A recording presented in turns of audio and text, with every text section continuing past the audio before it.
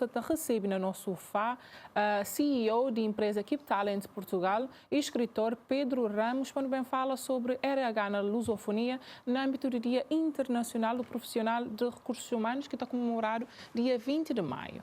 Para já, bom dia. Olá, Seja bom muito dia, bem-vindo ao Ana. nosso programa. Obrigado pelo convite, é um prazer.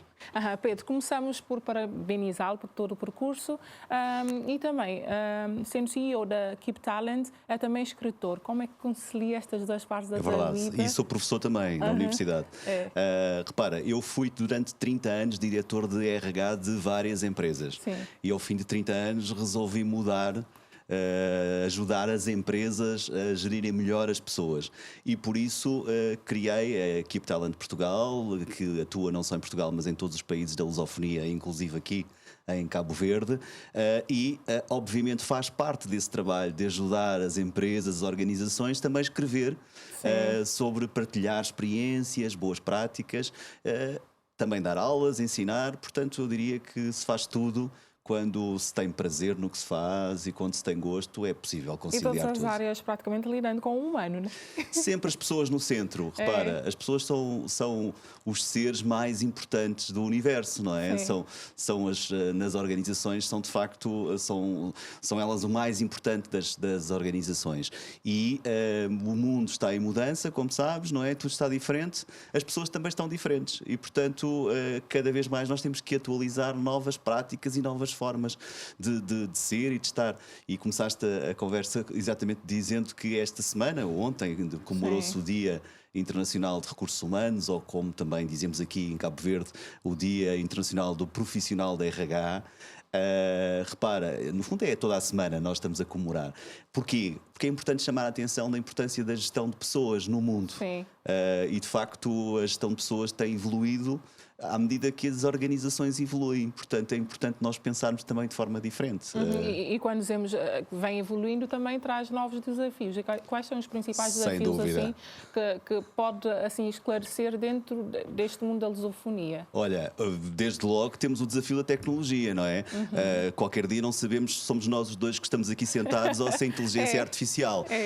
Esse é logo um enorme desafio, que é o desafio da tecnologia. Mas também novas formas de pensar, novos relacionamentos, novas formas de nos conectarmos com as pessoas. Hoje as pessoas, sobretudo na lusofonia, estão muito mais emotivas e muito mais emocionais. Os temas da gestão de emoções é muito importante. A tensão do mundo também, repara, o mundo está cada vez mais pequeno, não é? Portanto, há um novo conflito e isso tem repercussões logo em todas as partes do mundo. E as pessoas estão diferentes, não é? E, portanto, é preciso trabalhar com essa diferença, pensando sempre que as organizações existem para dar resultados. Tu queres audiência, não é? Sim, E as empresas precisam, de facto, de resultados. E os resultados traduzem-se em sermos cada vez melhores, em chegarmos cada vez de uma forma mais facilitada às pessoas e sermos melhor entendidos. E, no fundo, este é o grande desafio hoje da gestão de pessoas. É colocar as pessoas, de facto, no centro das organizações, para que elas se sintam bem, e por isso falamos tanto de bem-estar nas organizações, para que elas fiquem felizes, e pessoas mais felizes produzem mais e melhor, e de facto no fundo é disso que estamos a falar. E não, repara, não é assim nada tão novo. Falamos nisto hoje de forma renovada. Mas no fundo nós gostamos de locais onde nos sentimos bem desde há muitos anos atrás, certo? E portanto somos sempre felizes quando nos sentimos bem. E na verdade, qual seria a nossa realidade, assim falando exatamente? Olha, Cabo Verde tem aqui alguns desafios muito específicos. Desde logo, vocês têm temos um tema de logística, não é? Portanto, 10 ilhas, das quais 9 habitadas, e portanto é preciso chegar rapidamente a toda a gente. E este é um tema, não é? E por isso Cabo Verde consegue ensinar para o mundo como é que se ultrapassa todos esses desafios e essas barreiras físicas, em alguns casos, não é? Tem a ver com a logística. Depois existe um outro fenómeno, que é um fenómeno mundial, mas que aqui está muito acentuado, que é a fuga de talentos, como nós chamamos tecnicamente, ou seja, os jovens imigram, as pessoas saem do país. Isso é um fenómeno a nível global. Em Portugal existe esse problema também. ou esse desafio, e isso de facto faz com que as que ficam tenham que ser mais bem tratadas, certo? Sim. E portanto esse é a realidade, a vossa realidade. E depois, enfim, obviamente que Cabo Verde, pelas características que tem, nomeadamente a indústria do turismo, etc., também vive em função dos ciclos económicos. Felizmente o último ciclo tem sido positivo porque, graças a conflitos, etc., que acontecem de outras partes do mundo, o turismo tem vindo para zonas mais calmas, que é o caso de Cabo Verde. Felizmente é um país pacífico, de gente super acolhedora, morabeza extraordinário, e portanto isso faz com que essa atratividade que as pessoas que cá estão e que trabalham tenham que trabalhar também essa parte do relacionamento com os clientes, etc. Portanto, são desafios que não param. Ao mesmo tempo, deixa-me dizer-te que, e eu venho muitas vezes a Cabo Verde, e esta semana estão cá outros profissionais de fora, até porque há outros eventos que vão decorrer, e cada vez que vimos cá, nós vimos buscar boas práticas também. A minha postura não é de vir ensinar, é de vir aprender. Eu tenho uma pergunta para isto daqui a nada, mas antes queria saber... Estou-te a estragar as perguntas, já percebi. Não. Vamos falar sobre isso mais para frente, mas também queria saber, o professor aqui mencionou sobre valorizar a quem fica. Quais são os comportamentos que nós devemos tomar neste sentido? Valorizar em relação a quê? É financeiro? Quais fatores assim podemos trazer para este valorizar? Isso, valorizar com tudo o que isso significa. O financeiro, obviamente, é importante, não é? Necessariamente nós temos todos contas para pagar, não é? E, portanto, o financeiro é importante. Agora, repara, o financeiro só não basta. Até porque vários estudos indicam que as pessoas também nunca estão satisfeitas com a sua remuneração. Porque quanto mais ganham, obviamente, nivelam o seu nível de vida para cima e, portanto, ficam sempre insatisfeitas. Por outro lado, também sabemos que as pessoas preferem às vezes ganhar menos, desde que as suas condições básicas estejam asseguradas, mas ter um ambiente de trabalho saudável, onde haja sorrisos, onde as pessoas não existem ambientes tóxicos, e hoje fala-se muito disto, onde os líderes e os chefes são pessoas que compreendem e ouvem e escutam os seus colaboradores. Repara, tu gostas de ser valorizada no sentido que gostas de ser ouvida.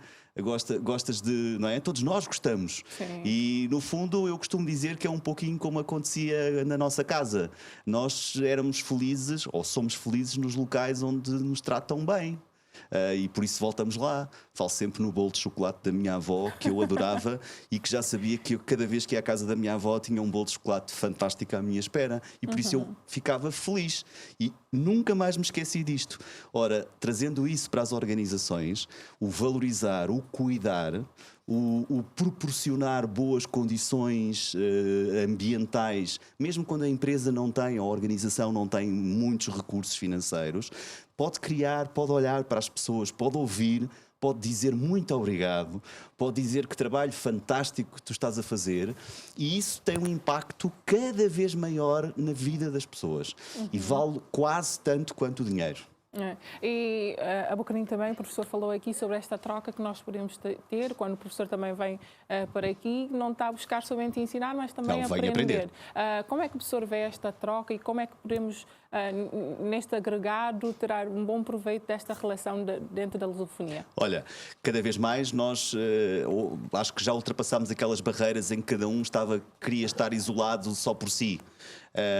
E eu viajo muito pelo Brasil, por Cabo Verde, Angola, Moçambique, os países lusófonos. Sim. E cada vez mais nós estamos juntos. Eu posso dizer que eu pertenço à organização do maior evento internacional de gestão de pessoas, que acontece no Brasil todos os anos em agosto, e que é um evento onde eu levo sempre, eu desafio sempre muitos profissionais dos vários países da lusofonia, e todos os anos vão pessoas de Cabo Verde. Repara, no último ano, duas diretoras de recursos humanos de Cabo Verde estiveram no palco com 50.000 pessoas no Brasil e no resto do mundo a explicar como é que cuidam das suas pessoas, como é que tratam das suas pessoas. Estamos a falar de organizações reais cabo-verdianas e como é que se trabalham os aspectos da motivação. E posso dizer que isso dá cartas no mundo. Cabo Verde é um exemplo incrível, até pela sua dimensão pequena, pela sua dificuldade que falámos há pouquinho, porque não é um país todo concentrado no mesmo lugar. E, apesar disso, essas barreiras físicas não são barreiras no sentido daquilo que se pode trazer para e acrescentar valor. E, portanto, eu costumo dizer que sou um lusófono, esta língua portuguesa, enfim, o crioulo é uma variação da língua portuguesa. De facto, é uma língua extraordinária, porque é muito mais do que a língua.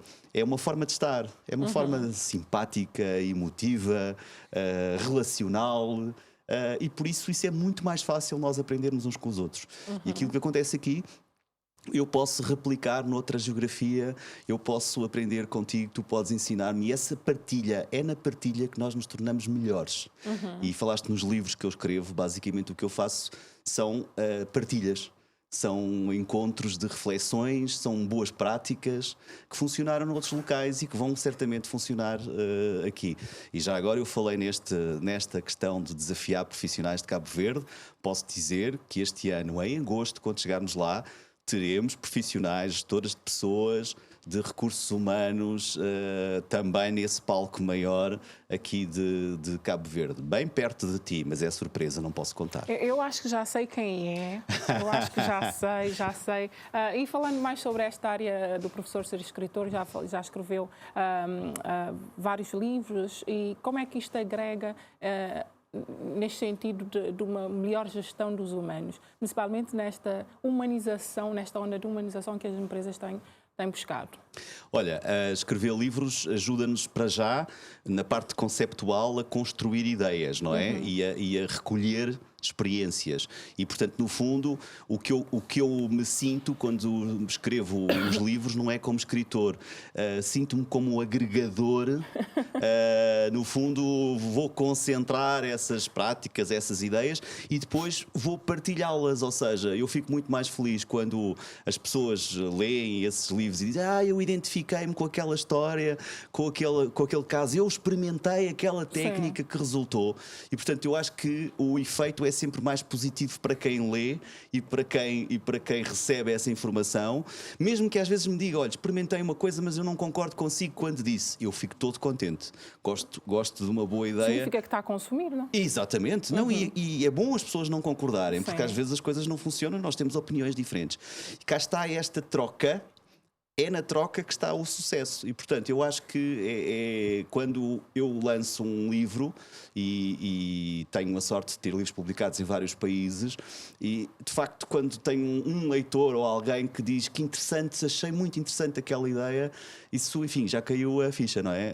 Já valeu a pena. Portanto, se houver uma pessoa, e às vezes também há os meus alunos, obviamente, que são simpáticos e que dizem que leram, mesmo que não tenham lido, não, estou a brincar, e que nos dão feedback e que me ajudam também a fazer melhor, não é? Todos os dias. E se tivesse que escolher assim um trecho para indicar para as pessoas assim que praticamente é certeiro e... Qual é que escolheria? Olha, escolheria o meu último livro, chama-se Gestão de Pessoas de A a Z. E é um pouquinho uma crítica àquilo que nós hoje as empresas estão muito preocupadas com o cuidar, e eu até a brincar digo às vezes que os gestores de pessoas às vezes estão muito mais preocupados com as maçãzinhas, ou seja, dar maçãs e frutas ao pequeno almoço aos seus colaboradores. Mas, e por isso é que é de A a Zen, porque o tema Zen, e esse trecho é um capítulo que eu acho muito acho graça porque ter sido eu a escrever, eu que gosto tanto de falar dos temas da gestão de pessoas, do bem-estar e da felicidade. Porém, nós não podemos ter só o foco e eu achar que tu ficas muito feliz só porque eu te ofereço maçãs todas as manhãs. manhãs na empresa, entendes? Eu gosto muito desse trecho porque às vezes nós pensamos que cuidar é só uma parte. Não, cuidar é um todo e a visão tem que ser uma visão holística. Eu gosto dessa parte porque é um bocadinho uma crítica que toda a gente me diz. Então, Pedro, falas tanto de ambientes saudáveis e depois estás ali a criticar o zen, que é aquela ideia de que as empresas têm que ter toda a gente zen, tudo pacificado, ambiente... Não. É importante haver discussão, partilhas, é importante haver outros aspectos para além do simples Isto zen. até lembra-me alguns memes que estão a circular assim pelas redes sociais, onde temos gerações diferentes e pessoas a reagirem a este formas diferentes. Sim, de formas diferentes. E queria também perguntar ao professor como é que vê isto, a nossa relação com as empresas também, das diferentes gerações. Olha, as gerações, antes de mais, também há aí um mito, que é assim, há novos velhos e velhos novos. Ou seja, às vezes nós dividimos isto só por temas de geração e não é só geração, porque temos pessoas que são mais velhas, que é o meu caso, e que às vezes surpreendem outros porque têm comportamentos de geração mais nova. Pronto, de qualquer forma, há padrões, de facto, e isso os estudos revelam determinados padrões. As gerações mais novas são muito menos vinculadas às organizações. Ou seja, aquela ideia de meu tempo em que eu até tolerava um ambiente, um chefe um bocadinho mais chato, porque eu gostava, sentia muito bem a trabalhar, conseguia focar-me, conseguia ser muito bom trabalhador, apesar do meu chefe ser chato. Hoje as novas gerações não têm paciência para chefes chatos. Ok? Percebes onde é que eu quero chegar? Sim. Ou seja, porquê? Porque a vinculação é menor e, portanto, mais facilmente não se fidelizam tanto à sua organização. E eu, enfim, não gosto deste ambiente, faço facilmente a porta da rua, a serventia da casa, saio e vou para o outro lado. As gerações anteriores são muito mais vinculadas. Mas eu próprio, como eu te disse, fui diretor de recursos humanos durante 30 anos em várias empresas. Eu saí várias vezes da empresa. Portanto, eu não posso criticar isso de forma nenhuma. Acho que não. Porque eu, exatamente, tinha um comportamento da atual geração mais jovem. Sim. Portanto, eu acho que... por um lado, é um erro nós olharmos só para as gerações. Por outro lado, nós temos que olhar para aprender, efetivamente, aquilo que nos torna mais fidelizados à organização. E as novas gerações estão-nos a dar lições incríveis. Até porque as novas gerações têm... Eu falei há um bocadinho num dos desafios de Cabo Verde, que é a fuga de jovens, não é? A fuga de talentos. Muitos vão embora à procura de melhores condições de vida, mas outros vão embora só porque sim. Porque querem uma aventura. Porque está na moda. Porque está na moda, Sim. porque tem o irmão, o primo, que tem... E sim, quer uma aventura. Essa ideia do quer uma aventura era algo que não era habitual há uns anos atrás. Nem em Cabo Verde, nem em lado nenhum, não é? Portanto, e hoje temos que saber lidar com isso. E às vezes as pessoas querem essa aventura, vão e depois retornam. E isso acontece também nas empresas. Pessoas que saem daquela empresa, vão para outra empresa e depois retornam à empresa, ao seu lugar de partida. E isto está tudo bem. Ok? Isto está tudo bem.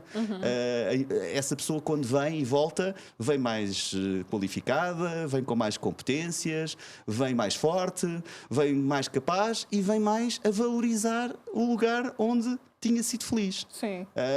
E aquela ideia de que não se volta a um lugar onde já se foi feliz é completamente falsa, é mentira. Volta-se sempre a lugares onde fomos felizes e já agora voltamos também a lugares onde já fomos infelizes. Porque se fomos infelizes e compreendemos porque é que fomos infelizes, podemos voltar e ser felizes uma segunda vez.